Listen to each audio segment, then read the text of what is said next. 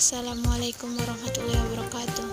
Kami dari kelompok keseimbangan di Pasar Barang ingin menjelaskan materi kami untuk memenuhi mata kuliah Ekonomi Makro Islam. Dosen pengampu Ibu Ihdi Aini, ME.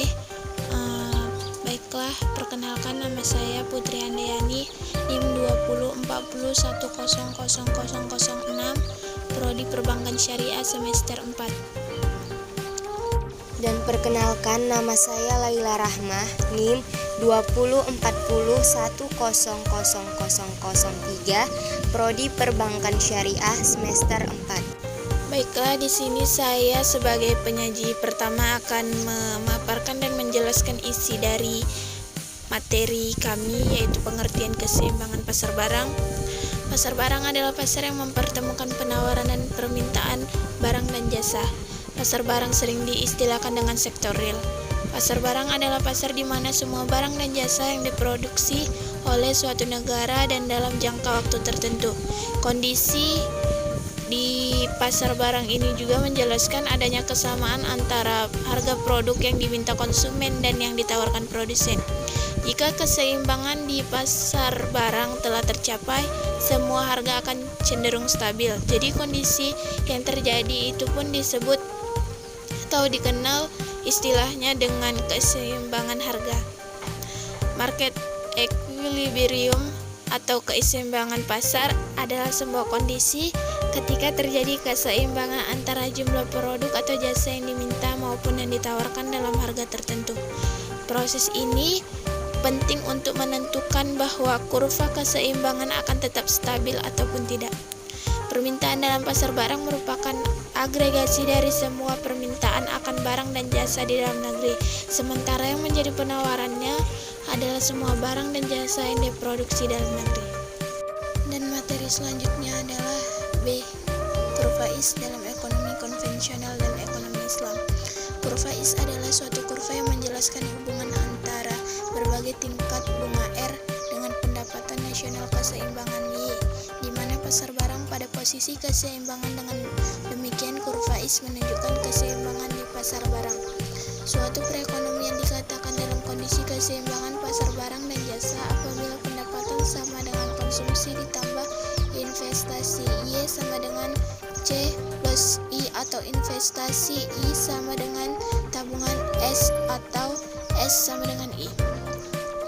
Kurva IS menyatakan hubungan antara tingkat bunga dan tingkat pendapatan yang muncul di pasar barang dan jasa. Kurva IS juga menyatakan investasi dan tabungan dengan asumsi perekonomian tertutup, di mana ekspor adalah nol, maka pengeluaran yang direncanakan sebagai jumlah konsumsi C, investasi yang direncanakan I, dan pembelian pemerintah G, atau rumusnya E sama dengan C plus I plus G.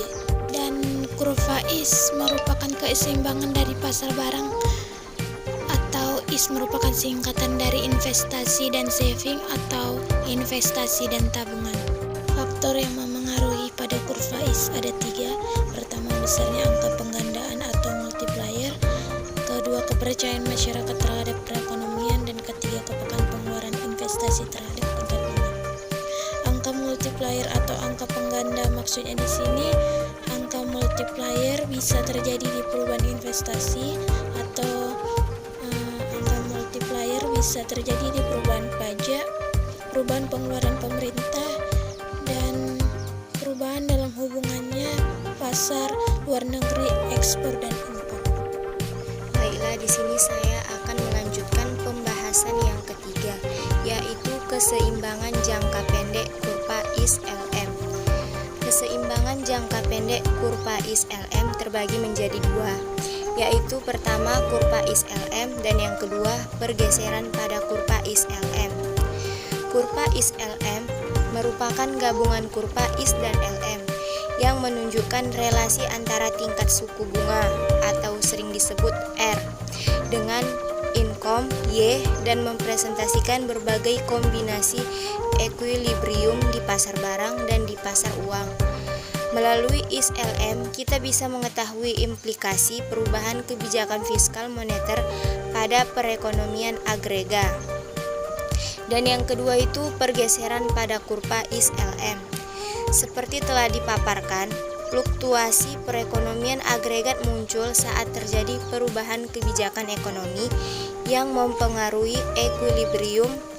Kurva ISLM akan melihat dampak perubahan kebijakan fiskal maupun moneter pada kurva ISLM melalui beberapa contoh sederhana. Pembahasan terakhir itu ialah keseimbangan sektor real atau pasar barang dalam ekonomi Islam. Istilah sektor real dalam pembahasan mengenai ekonomi makro menggambarkan kondisi perekonomian dipandang dari sisi permintaan dan penawaran barang dan jasa.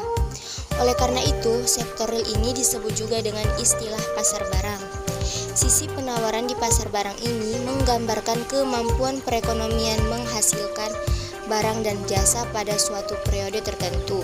Sedangkan dari sisi permintaannya menggambarkan pengeluaran yang dilakukan oleh pelaku ekonomi, seperti rumah tangga, perusahaan, pemerintah, dan luar negeri.